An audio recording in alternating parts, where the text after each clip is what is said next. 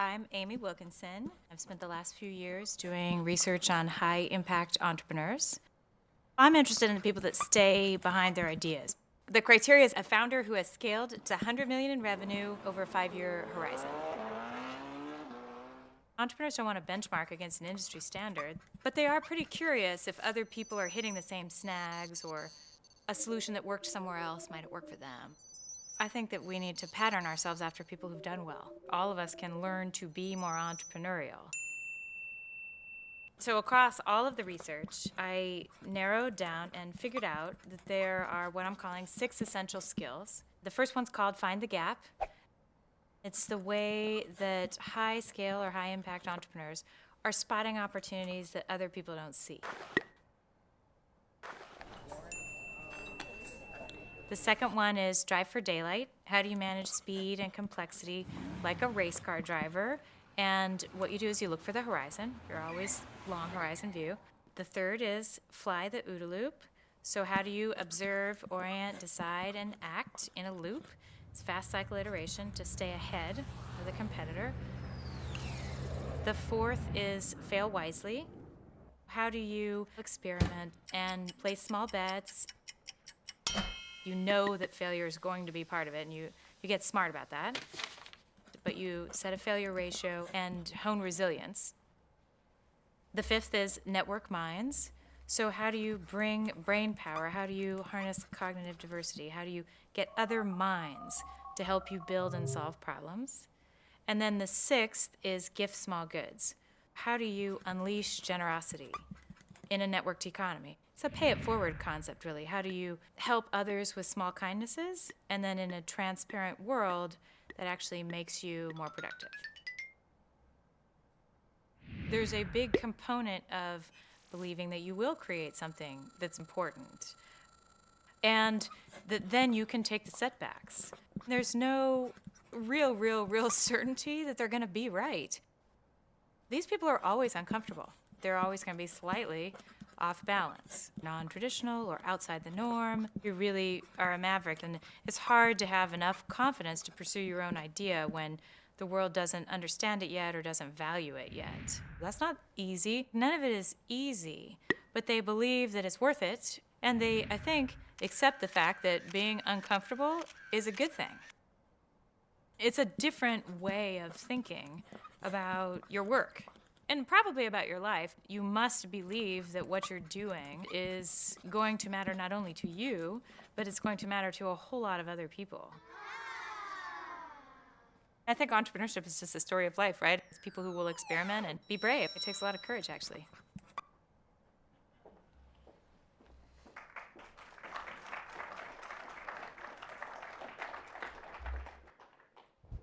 So I'm Amy Wilkinson. I'm really pleased to be in New York and with you to talk about creating and scaling companies. So that was a real quick snapshot. The Kauffman Foundation backed my research, and so they put together that animated slide presentation.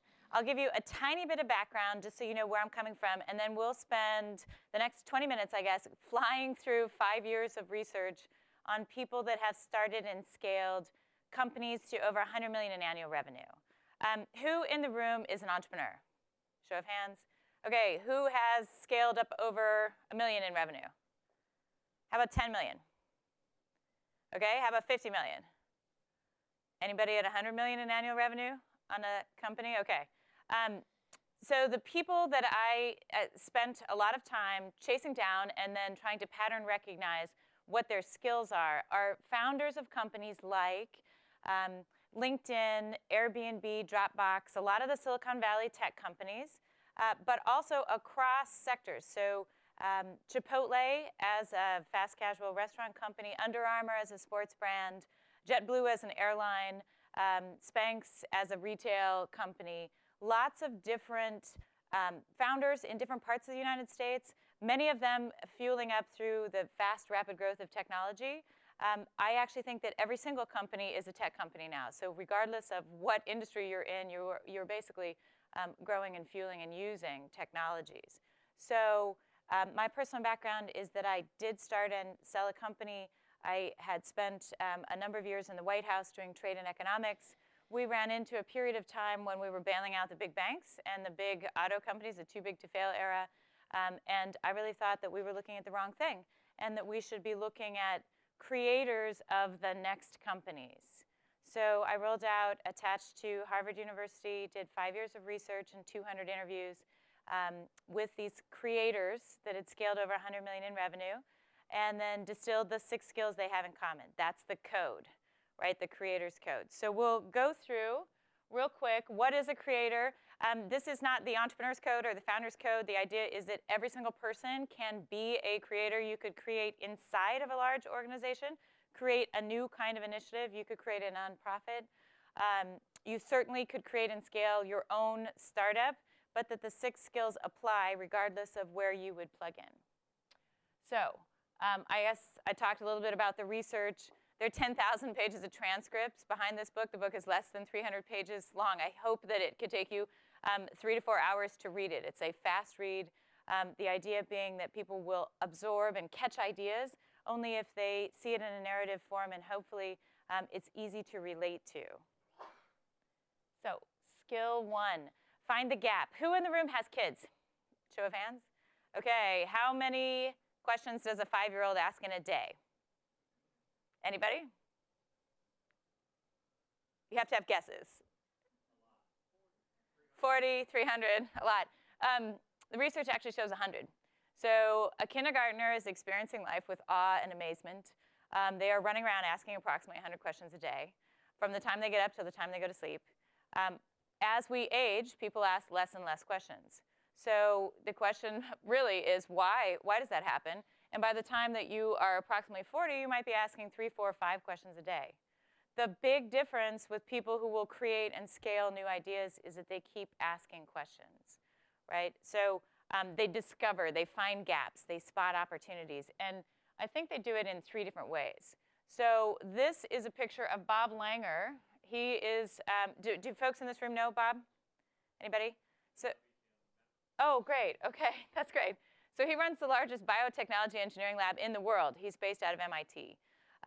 He has started and scaled 25 companies that have gone over 100 million in annual revenue and licensed many different patents to bigger companies. So what he's holding here is an internal bandage that patterns off of what is over here, the gecko foot. This is a way of spotting an opportunity, of seeing something, in this case, that works in nature, a gecko's foot. Basically, the gecko can stick to things. It can like stick to the ceiling but not stay stuck there. There's a certain texture on its foot that allows it to attach and detach. It's kind of a miraculous thing. And what he has said is, why don't we have a bandage that can bandage human organs together in a similar way? If you can build a texture and get the organs to stick together while they're healing and then sort of detach that, that would be a wonderful intervention. And it would help quite a lot in his world of building technologies or creating things in the biosciences. This is called biomimicry, right? So we see it in one place, and we replicate it somewhere else. It's a way of spotting a gap or opportunity. I'm calling that as a sunbird. So you can be a sunbird. The sunbird is an Australian word for a hummingbird. So what does a bird do, right? Sees something in one place, picks it up, cross-pollinates, brings over somewhere else, and drops off an idea in a different place. So we can all do this. This is the same thing that Howard Schultz did with Starbucks, right? This is something very relatable. He does not create coffee culture. He sees it in Italy. He likes what he sees. He picks up the model. He basically flies it back into Seattle, does a twist on it. What people don't know is the first time he actually replicated the Italian thing verbatim. That doesn't work. You have to do a twist. So I grew up in Seattle.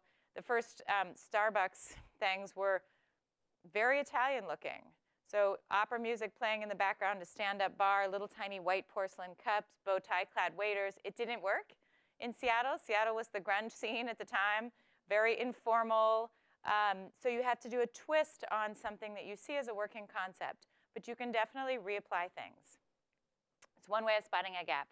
Another way is what I'm calling as an architect. So instead of looking for a working model and transporting it, architects look for an open space. And then they build from the ground up, just like you would build a brand new building. Elon Musk is a great example of this. He does it over and over and over again. So when you spend time with Elon, he talks about reasoning by first principles, right? He is trained as a physicist. This is a very physicist way of looking at the world, but it is like in mathematics. It's basic axioms, fundamental truths. You go from the ground up and you reason very independently to build something a new way. SpaceX is an example. So is Tesla. So is Solar City. So is the Hyperloop. I mean, every time that Elon is engaging in the world, he is thinking in this kind of pattern recognition. SpaceX, the example here is that he looks all around and he's hoping that NASA is talking about taking life to Mars. There is no evidence that that's happening. He's calling people. He's looking at websites. He's trying to track it down.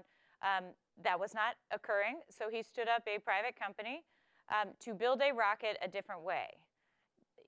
Now, SpaceX has taken over contracts to resupply the International Space Station. They are 85% manufactured in-house, these rockets, in Hawthorne, California. SpaceX is doing this at 1/10 the price that NASA did. It's extraordinary.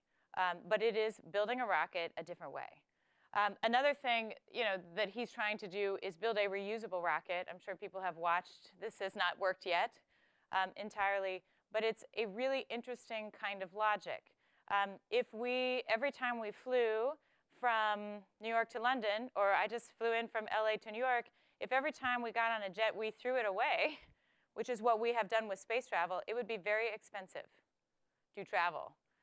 Our space exploration program has basically thrown away the rockets and everything else as we've launched. So if you could make a reusable technology and land a rocket and then relaunch it and reland it, that would make it a lot less expensive to explore space. So this is a reasoning very independently way of finding a gap.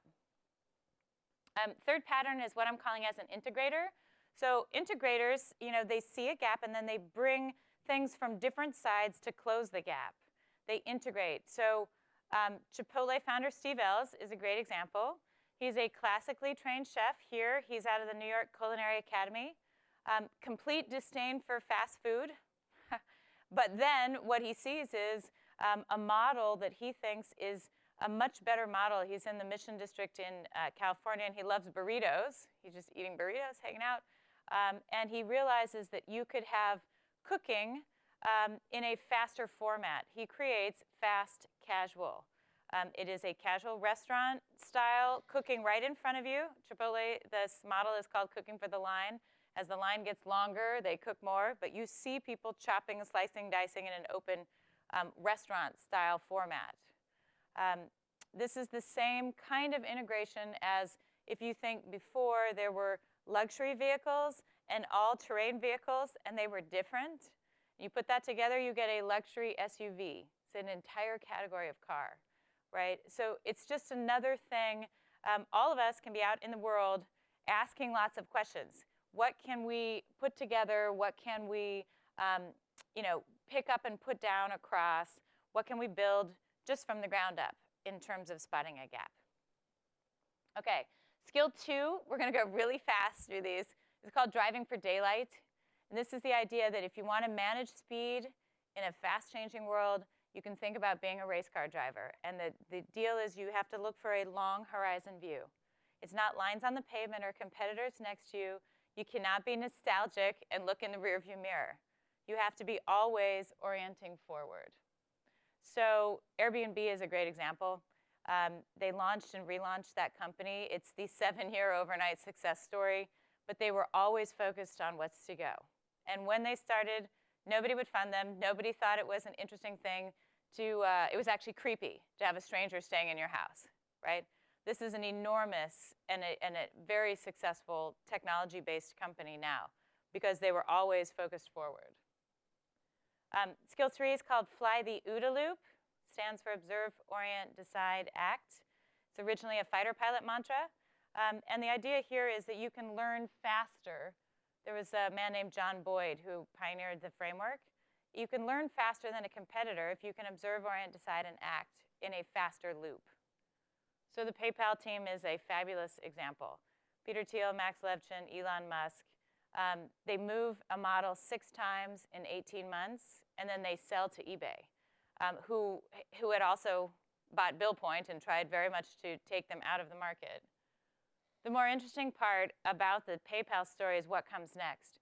So they then go and start LinkedIn and Yelp and YouTube and Slide and Dig and Tesla Motors and SpaceX, and they fund Facebook and Palantir, and Yammer just got sold to Microsoft. They basically seed the whole next wave of the internet. And when you spend time with all of them, what they talk about is what they learned at PayPal was it was going to be hard. They would have to observe things that didn't make sense. They would look for counterintuitive data. They would orient very quickly. They would make decisions and then keep making decisions. And so it's not just at one model here. You know, you see it proliferate out across every other company that this original team of 12 or 15 people were a part of. Skill 4 is called fail wisely. There's a ratio here because I don't think it's about failing fast and failing forward anymore. I think that's kind of a Web 2.0 way of thinking. Now, I actually believe that people know they're going to make mistakes, they're going to get it wrong, and they set a ratio at the beginning and say 1 in 4 things that I try is not going to work. 1 in 3 things is not going to work. Or 10% of the things I try I will get wrong. And actually, that's what you want. Because if you are targeting a 0 ratio and you want to be perfect, you're probably going to be blindsided in a fast-changing world. So O-Power is a company out of Virginia that went public at the end of 2014. And they are based all on small experiments. It's an energy conservation company about basically how much does one house conserve compared to neighbors. And they're constantly experimenting. The net result is that they could take the city of Miami off the grid or the state of New Hampshire and power it by all these tiny little experiments that they do house to house across. Skill 5 is called Network Minds. And this is the idea that you have to bring other minds to help you solve problems. And the fundamental concept here is around cognitive diversity. So we talk a lot about diversity, like what people look like on the outside. We talk now about gender and race and socioeconomic differences. Those are visible diversity kinds of things. My research basically shows that it matters much more what goes on inside your mind. And so how diverse is a point of view that someone is bringing to solve a problem? People who look the same can think very differently. People who look very different can actually think the same. So you want the anthropologist with the computer scientist solving something, the introvert and the extrovert getting together, convergent, divergent thinkers. There's lots of different ways that our brains solve problems. And when you bring people together, that's when you get good solutions. So who's had an MRI? What is it like? Boring? Noisy? What else? Dark? Anybody else? Hard to schedule. Okay, that's interesting. Expensive. Okay. So Doug Dietz is the lead designer at GE of this technology. It's a miracle technology, really. We can see inside people's minds or inside their bodies without opening them up, right? So it's a fabulous technology. But when Doug was at the hospital watching this beautiful machine in action, a 7-year-old little girl came to get a scan. She came around the corner holding the hands of her parents, and she completely melted down. So when she saw this, and for children it's very hard, it's scary and claustrophobic and cold. You have to be in the machine by yourself. It's loud. And so it's a bad experience, really, for kids. 90% of kids have to be sedated to take an MRI. That ups the medical risk significantly. It ups the cost significantly. And so as the designer of the technology, Doug Dietz felt like a failure. Here's this little girl, she's crying and melting down. She leaves. They can't take the scan. It's bad for her parents and her. And the most vulnerable people here really aren't getting help, these little kids. So what he does is he networks minds. This is a great example of getting a lot of kids together with GE design team, with doctors and nurses and daycare providers and parents and people who design children's art exhibits, like big things that kids would interact with in museums. And they come up with this. So this is a GE Adventure Series for kids. This is the same MRI machine. This is the pirate theme. Now when kids go to hospitals, there are 7 different adventures they go on. They get, a storybook and a narrative. There's music. There's decals. People are all dressed up like it's a great adventure that they're going on. The sedation rate is down to 0. It's the exact same technology, so it's a whole lot better outcome. And for Doug, he was saying to me he really felt like then he had succeeded when he saw this little boy say to his parents, "I'd really like to come back tomorrow." Like, it's a great, great fun to have this adventure. So it's an example of networking minds to solve something in a different way. And then the last skill is called gift small goods. So this, a small good is a small gift or a small favor. And the idea is that if you help your colleagues, you help people in the workforce, people that you are collaborating with, in small ways that matter. It's a 5-minute favor. Forwarding a resume, writing a few lines of code, critiquing a proposal, it doesn't take a lot. But in a very networked and transparent world, this makes you more productive. So it used to be morally right to sort of be a nice guy, right? But we said nice guys finish last. In fact, nice guys finish first because our reputations are known increasingly. In the last few years, it's gotten even more so. And those who are helping others have a reputation that other people want to work with them. So information comes to them, deal flow, talent, lots of wonderful things happen. It's the basis of LinkedIn. So this is Reid Hoffman's theory behind why you would build an economic grid or an economic graph. And people are connected. It puts more pressure on better behavior. So Harvard is running a study right now that shows if you are a, quote, defector and you don't collaborate or you cheat someone, you are cut out of a very transparent and networked economy. And then people are 2 to 3 times more likely to want to collaborate and be a good sort of colleague in the future because they don't want to be ostracized or isolated. So generosity enhances productivity.